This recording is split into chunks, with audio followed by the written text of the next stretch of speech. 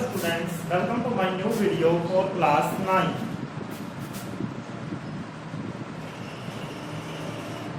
Subject Biology.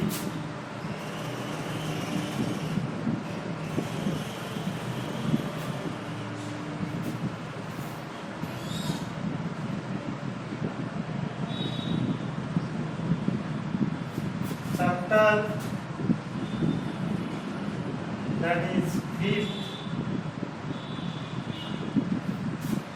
Name the fundamental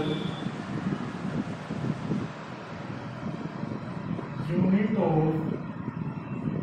life cell. आज का हमारा टॉपिक है न्यूक्लियस. न्यूक्लियस क्या होती है? जैसे हम एक डायग्राम ड्रॉ करते हैं, ये है हमारी सेल. ये क्या है? हमारी सेल. इस सेल के बीच में एक कुछ ऐसी स्ट्रक्चर होती है जिसको हम बोलते हैं न्यूक्लियस. तो न्यूक्लियस क्या हुई? सेल के सेंटर में पाई जाने वाली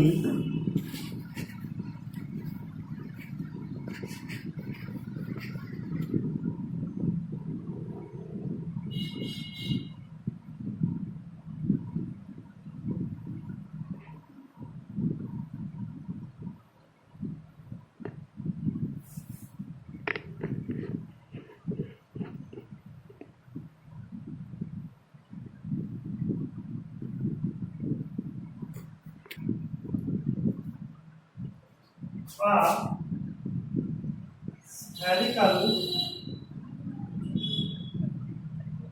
और ओवल शेप. स्फेरिकल हो गया गोल, ओवल होता है अंडे जैसे स्ट्रक्चर.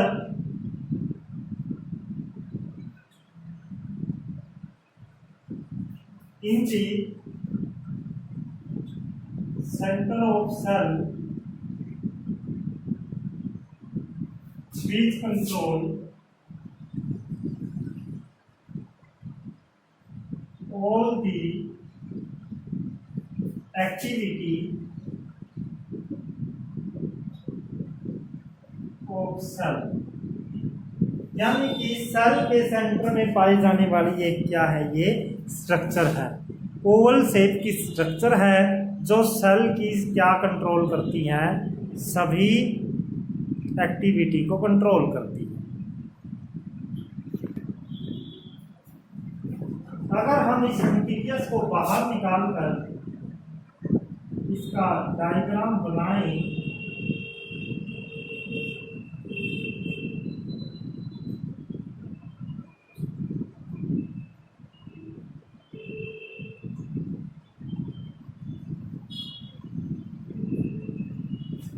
तो ये न्यूक्लियस इस टाइप. तो हम न्यूक्लियस के दो तीन भागों में डिवाइड करेंगे. सबसे पहला पार्ट ये लेते हैं, हम इसको बोलेंगे न्यूक्लियस.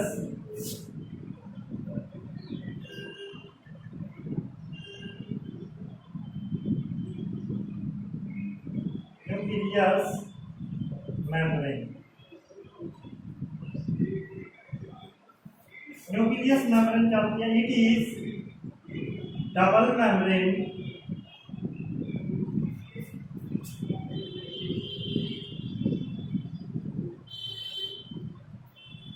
which surrounds nucleus. जो न्यूक्लियस को सराउंड करती है, घेरे होती है. ये क्या होती है? डबल मेम्ब्रेन होती है जो न्यूक्लियस को क्या करती है? It has pore in it. देखो, सबसे पहले ये डबल लेयर की होती है, जैसे ये लेयर, ये लेयर, और इसके बीच में क्या है? छेद है. ये छेद यहाँ से मटेरियल को अंदर और बाहर आने जाने देते हैं. It has pore in it which help to transfer material from cytoplasm, जो साइटोप्लाज्म में से मटेरियल को ट्रांसफर करने में सहायता करती है। तो ये इसका फर्स्ट पार्ट हमने डिस्कस किया कि न्यूक्लियस के ऊपर डबल मेम्ब्रेन लगी होती है और जो क्या करती हैं, न्यूक्लियस की जो मेम्ब्रेन, न्यूक्लियस के चारों तरफ की जो मेम्ब्रेन होती है उसको बोलते हैं न्यूक्लियस मेम्ब्रेन। कितनी लेयर की बनी होती है? डबल लेयर, जैसे 2 छिलके हो किसी चीज के ऊपर, तो डबल लेयर हो गई। ये क्या करती है? न्यूक्लियस को चारों तरफ से घेरे होती है। इसके बीच में क्या होती है? पोर। पोर मतलब छेद, और जो क्या करते हैं, किसी भी मटेरियल के ट्रांसफर होने में हमारी क्या करते हैं? सहायता करते हैं। अब हम पढ़ते हैं इस न्यूक्लियस के अंदर क्या होता है। इस न्यूक्लियस के अंदर एक फ्लूइड के रूप में बहुत बड़ा धागा होता है। हम बी पार्ट में पढ़ेंगे न्यूक्लियर मटेरियल या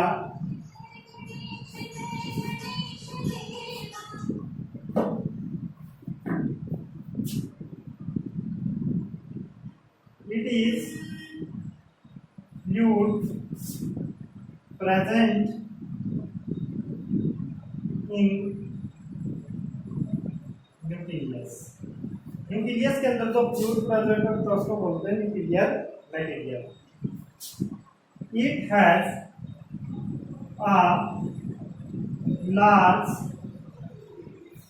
thread-like structure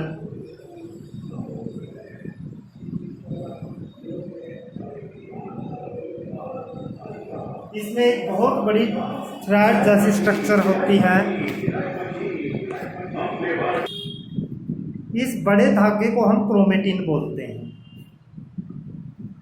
this thread divide into small thread और rod like shape.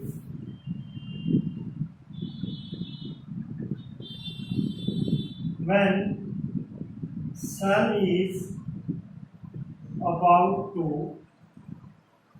divide, जिस समय एक सेल, एक जैसे ये सेल है, ऐसे 2 भागों में बढ़ती है। जब सेल डिवाइड होती है तो उस समय ये बड़ा धागा छोटे धागों में टूट जाता है। जो ये बड़ा धागा इसको क्रोमेटिन बोलते हैं, और जब सेल डिवाइड होने वाली होती है तो ये बड़ा धागा छोटे धागों में टूट जाता है। यानी न्यूक्लियस के अंदर पाए जाने वाले मटेरियल को बोलते हैं न्यूक्लियर मटेरियल। इसके अंदर एक बहुत बड़ा धागे जैसी स्ट्रक्चर होती है, उसको क्रोमेटिन बोलते हैं। जब ये धागा छोटे छोटे धागों में टूट जाता है जब सेल डिवाइड होने वाली होती है। तो यहाँ पर जो क्रोमोसोम्स क्या हो गए,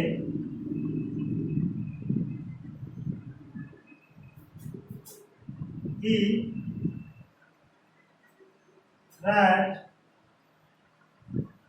और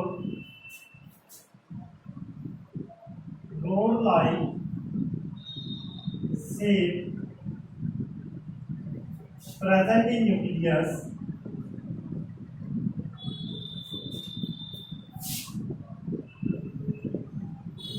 जो न्यूक्लियस है सेल की, उसके अंदर बड़ा धागा छोटे धागों में टूट गया। तो ये जो छोटे धागे होते हैं, दी थ्रेड और rod like shape present in nucleus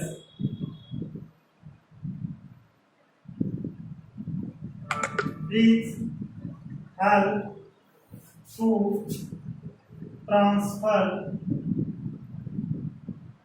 character of the गुण।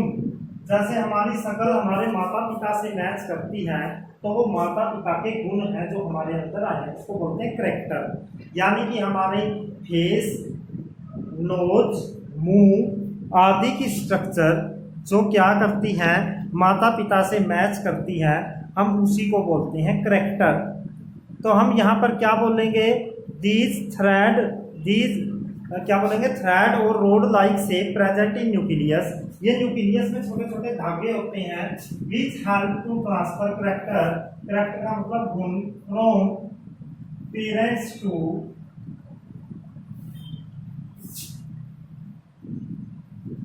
ऑफस्प्रिंग। जो माता पिता से बच्चों के अंदर गुण ले जाएंगे, ऑफस्प्रिंग होता है संतान, करैक्टर होता है गुण, जो माता पिता से बच्चों के अंदर क्या लेकर जाते हैं, गुण लेकर जाते हैं।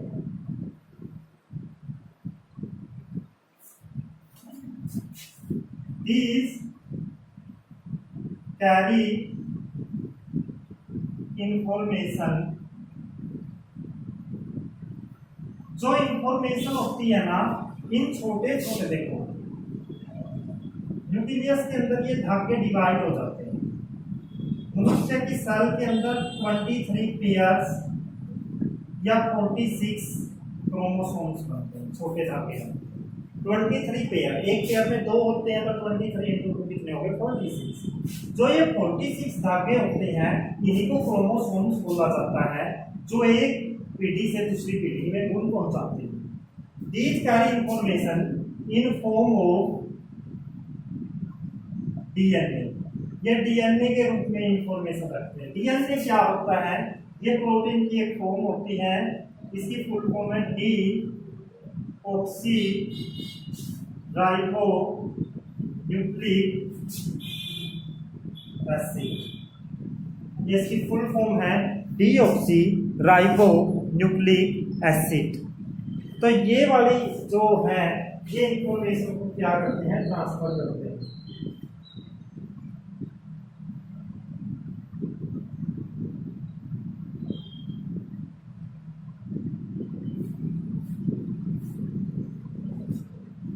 तो डीएनए छोटी छोटी चीज बनाते हैं, तो हम बोलेंगे the functional segment of DNA. DNA जिन छोटी छोटी चीजों का निर्माण करते हैं, हमको बोलते हैं the functional segment of DNA are called gene. तो ये जीन क्या होते हैं, जीन होते हैं छोटी छोटी डॉट लाइक स्ट्रक्चर। इन धागों के ऊपर छोटी छोटी डॉट होती हैं, उन डॉट को बोलते हैं जीन। ये जीन ही हैं जो एक पीढ़ी से दूसरी पीढ़ी में गुणों को ट्रांसफर करते हैं। तो अब हम डिस्कस करते हैं कि जैसे जो न्यूक्लियस होती है, उसमें एक बहुत बड़ा धागा, उस धागे को बोलते हैं क्रोमेटिन।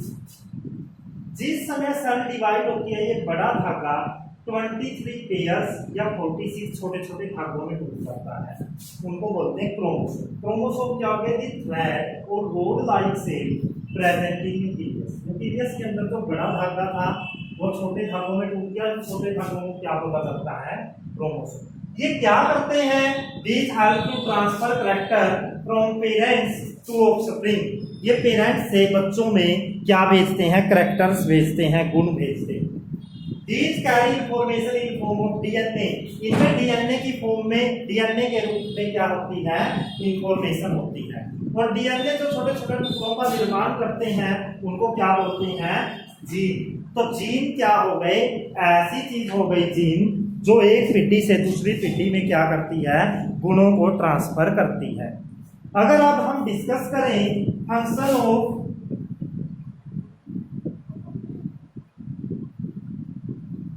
न्यूक्लियस, न्यूक्लियस क्या क्या काम करती है। फर्स्ट है इट प्ले क्रूशियल, क्रूशियल होता है इंपॉर्टेंट, मुख्य रोल इन सेल डिवीजन। ये सेल को डिवाइड होने में मेन रोल अदा करती है। जब सेल डिवाइड होती है तो ये न्यूक्लियस ही सेल की डिवीजन में हेल्प करती है। यानी एक सेल से 2 सेल के बनने में तो कौन सहायता करती है, न्यूक्लियस।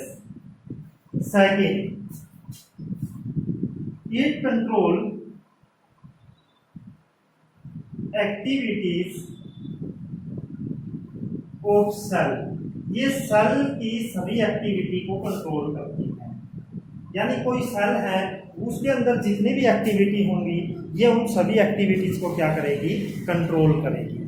जितने भी सेल के द्वारा एक्टिविटी की जाती है ये सभी को क्या करती है, कंट्रोल करती है। और ये क्या करती है, it help in transfer of character, ये करैक्टर को ट्रांसफर होने में सहायता करती है। यानी माता पिता से बच्चों के अंदर जो गुण जाते हैं तो उनके अंदर ये क्या करती है, सहायता करती है।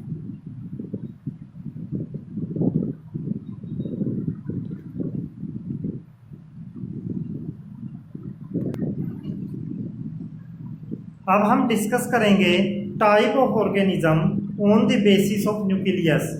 हम न्यूक्लियस के आधार पर टाइप ऑफ ऑर्गेनिज्म को क्या करेंगे, डिस्कस करेंगे कि ऑर्गेनिज्म कितने प्रकार के होते हैं। किसके आधार पर, न्यूक्लियस के आधार पर। देखो अगर हम यहाँ पर एक एग्जांपल लेते हैं, ये एक ऐसी सेल है जिसके अंदर जो न्यूक्लियस है वो वेल डिफाइंड नहीं है। न्यूक्लियस का सारा मटेरियल बिखरा पड़ा है इधर उधर, न्यूक्लियस वेल डिफाइंड नहीं है, न्यूक्लियस का सारा मटेरियल बिखरा पड़ा है।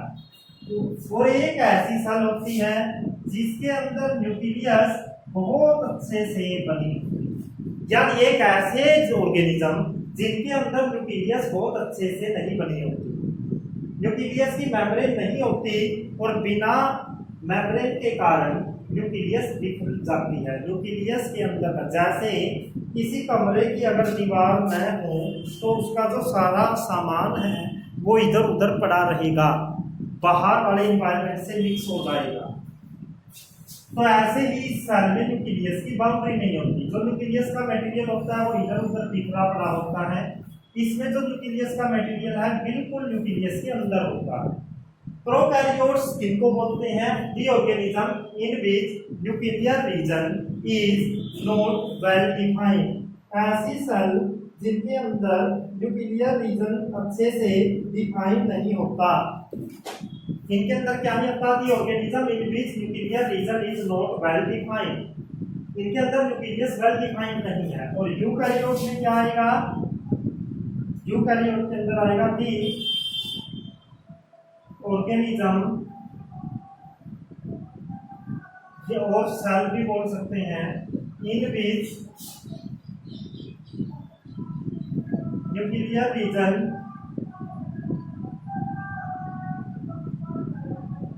इज वेल डिफाइंड,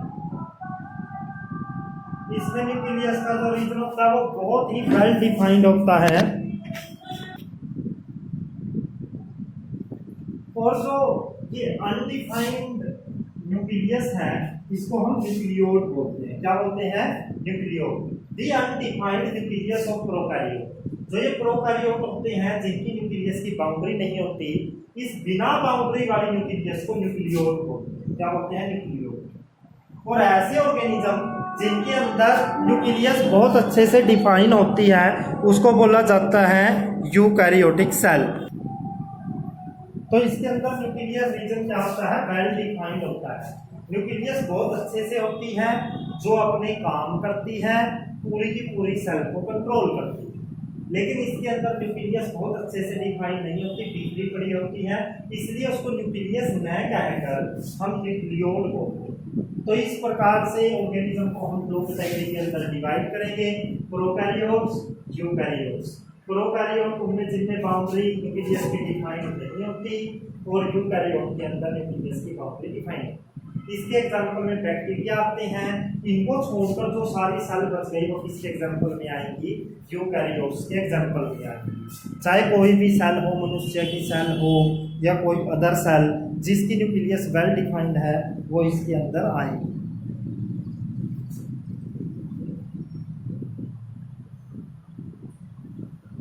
तो नेक्स्ट वीडियो के अंदर हम प्रोकैरियोट और यूकैरियोटिक सेल में डिफरेंस पढ़ेंगे।